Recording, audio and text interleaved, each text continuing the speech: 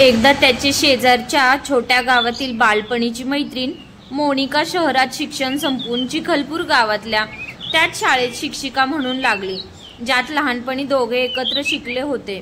त्याला हे माहीत नव्हते, मात्र तिने त्याला एकदा दुकानात पाहिले होते। एकदा मुद्दाम त्याचे लक्ष नसताना ती त्याच्या दुकानावर एक वही आणि पेन विकत घ्यायला आली।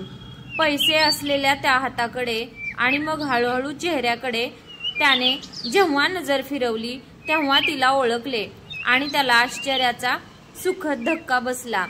काही वेळ दोघांपैकी कोणीही काही बोलले नाही। मग ती दुकानात येऊन बसली आणि नंतर दोघेही खूप हसले आणि गप्पा सुरू झाल्या।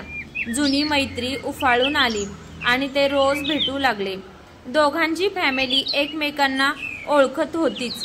दोघेही एकमेकांच्या प्रेमात पडले। दोघांनी लग्नाचा निर्णय घेतला।